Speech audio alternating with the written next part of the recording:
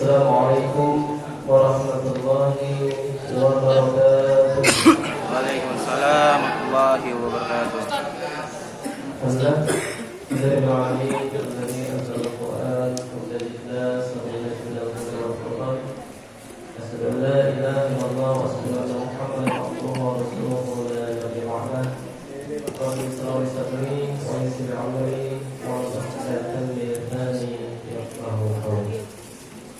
Alhamdulillah kita bersyukur Allah pada malam hari ini kita telah masuk malam yang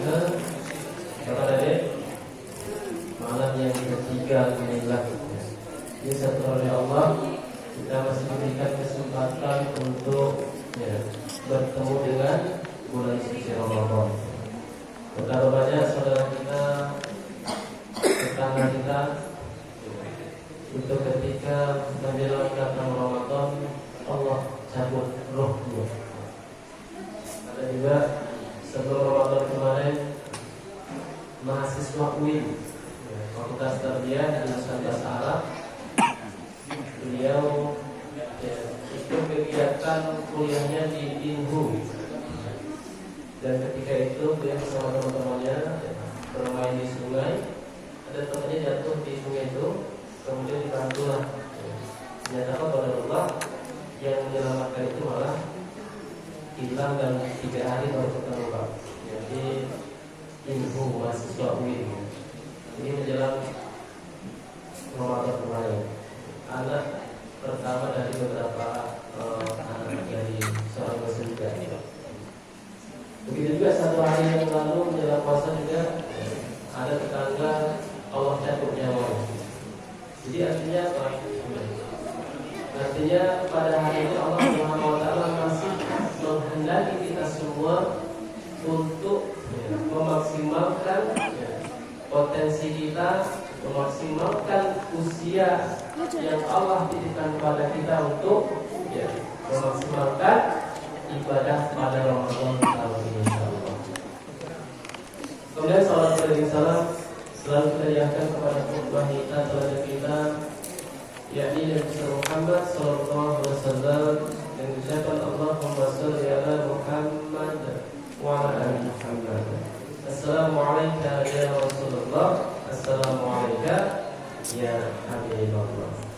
Dari jemaah salat tarawih dan salat al-jihad yang dirahmati Allah Subhanahu wa taala.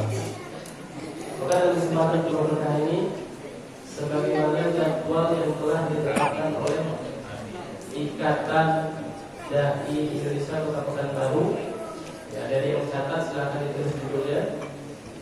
Yaitu judulnya makanan halal sebagai syarat terkabulnya doa.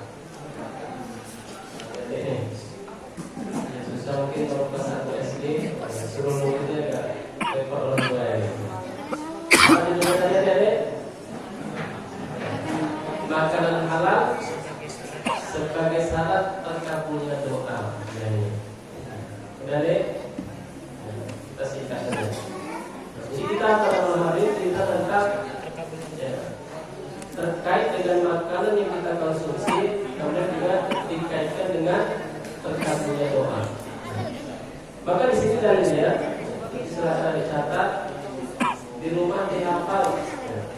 Nah, dalilnya adalah Al-Baqarah ayat 172.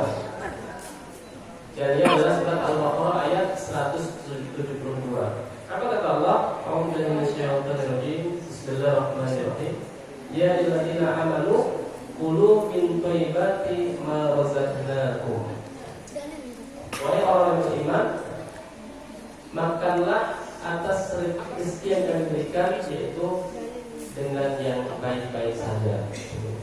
Artinya ini adalah perintah Allah bagi orang beriman untuk mengkonsumsi makanan yang baik, halal thayyibah, halal lagi baik. Karena ini juga menyangkut dengan terkabulnya doa-doa yang kita panjatkan kepada Allah Subhanahu wa taala.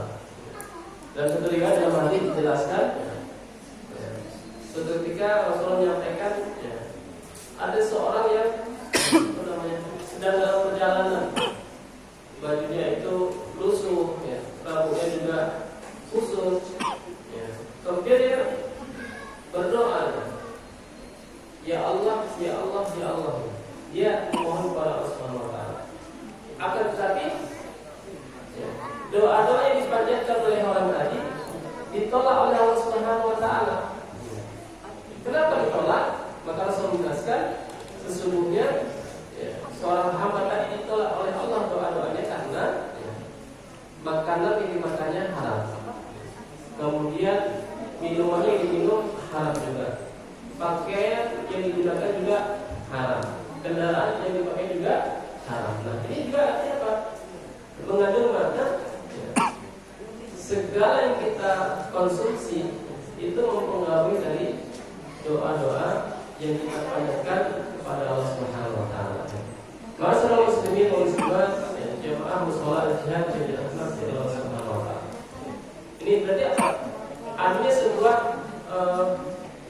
kaitan antara makanan yang kita konsumsi dan juga doa-doa yang kita panjatkan kepada Allah Subhanahu wa taala. Rasulullah itu juga amat sangat menjaga makanan yang dikonsumsinya.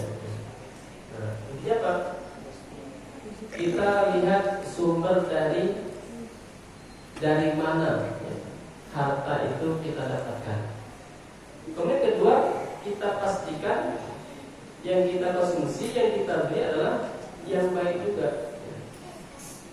Dari sumber yang baik, kemudian kita belanjakan kepada yang baik juga.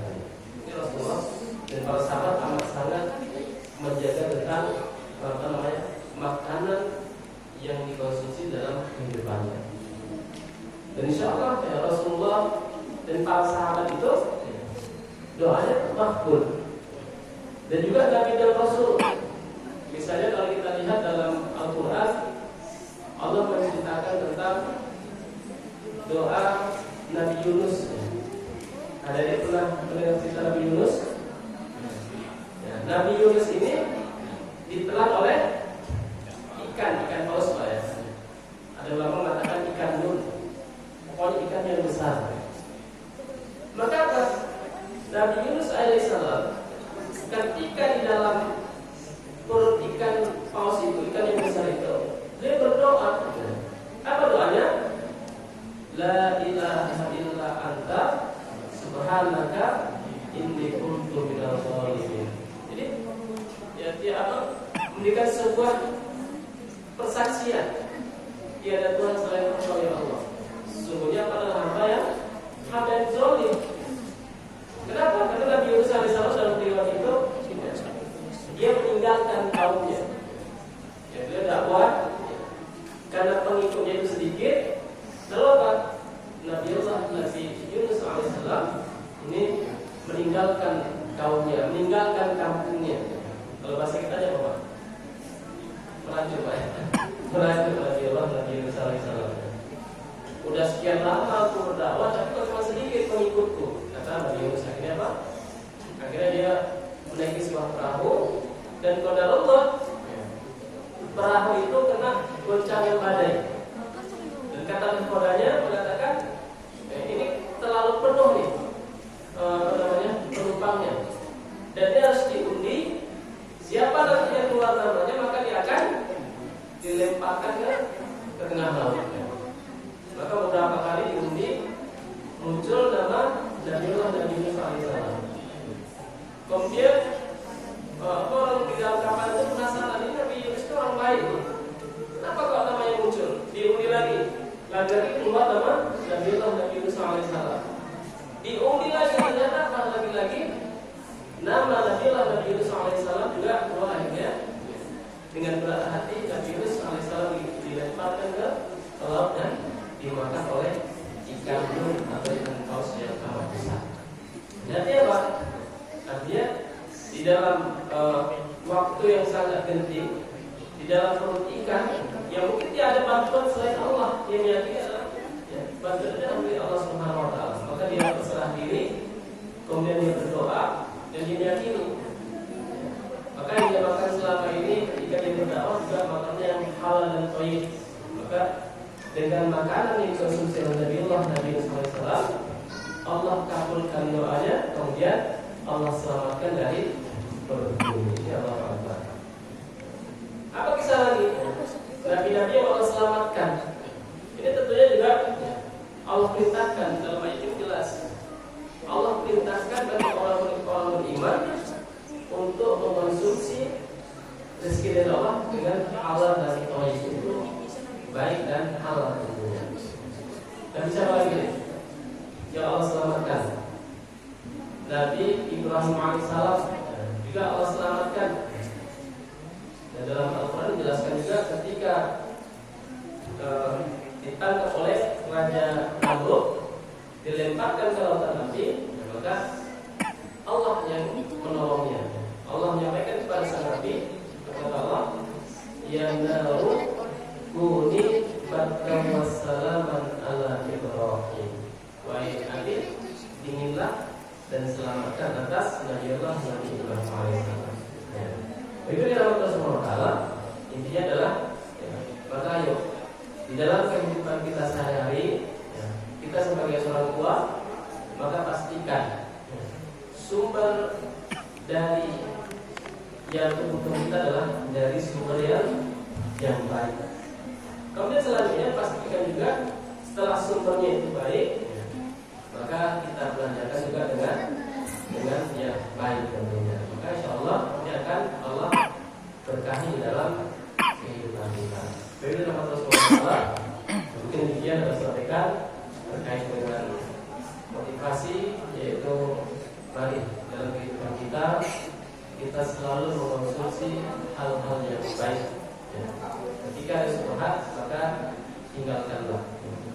Dan juga tentunya juga ketika ini saya ingat, bisa saya menggunakan sal Palestina hari ini. Maka juga ada produk-produk ketika kita beli itu ada presentasinya untuk membantu saudara-saudara kita. Ada yang membantu saudara kita di Palestina.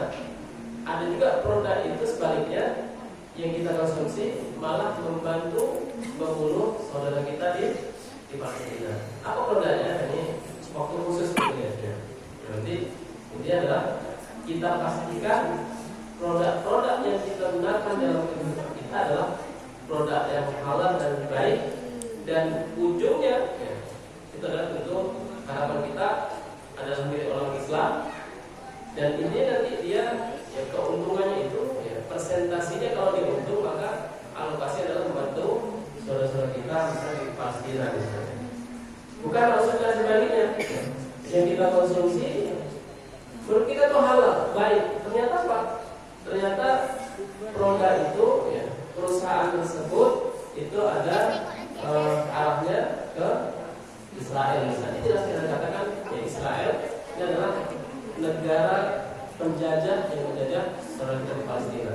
Ini ada juga produk-produk demikian. Nanti tidak sampaikan, tapi bagaimana kita harus beli terhadap produk-produk yang kita konsumsi untuk keluarga kita. Jadi juga perintah Allah untuk menjaga diri kita, keluarga kita dari siksa api neraka. Mungkin demikian saya sampaikan. Lebih dan kurang mohon maaf. Subhanallahumma wa bihamdika asyhadu an la ilaha illa anta astaghfiruka wa atubu ilaik. Assalamualaikum warahmatullahi wabarakatuh. Waalaikumsalam warahmatullahi wabarakatuh.